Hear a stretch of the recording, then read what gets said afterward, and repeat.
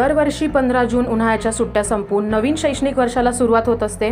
त्याच पार्श्वभूमीवर आजपासून महाराष्ट्रातील सर्व शाळांची आजपासून घंटा वाजणार आहे। शालेय सुट्ट्या संपून जून महिन्यात नवीन शैक्षणिक वर्षाला सुरुवात होत असते। शनिवारी सकाळी शाळेची पहिली घंटा वाजली। यामध्ये आज शहरातील सिन्नर फाटा येथील महापालिकेची शाळा क्रमांक 51 मध्ये विद्यार्थ्यांचे शिक्षिका मुख्याध्यापकांनी औक्षण करून त्यांचे स्वागत करण्यात आले। लहान मुलांना शाळेचा आनंद वाटावा म्हणून खाऊ वाटप देखील करण्यात आले। मी मुख्याध्यापक बनपा शाळा क्रमांक 51 सिन्नर फाटा नाशिक रोड नाशिक।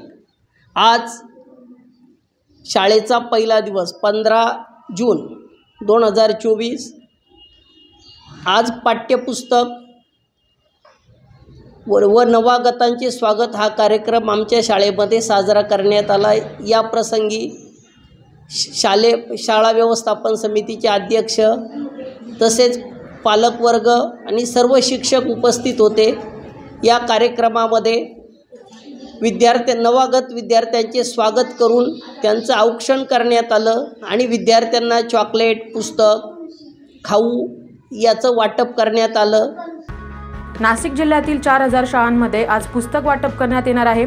यामध्ये पहिली ते 8वी पर्यंतच्या अनुदानित, विना अनुदानित शाळांना एकूण 4,66,000 विद्यार्थ्यांना 19,33,647 पुस्तकांचे वाटप करण्यात येणार आहे।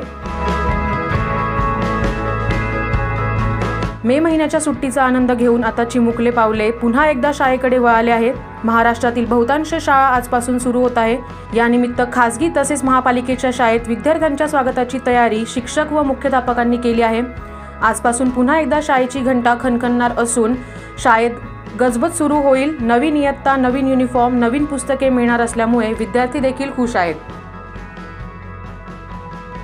9 न्यूज महाराष्ट्रासाठी प्रतिनिधी जितेंद्र नरवाडे, नाशिक।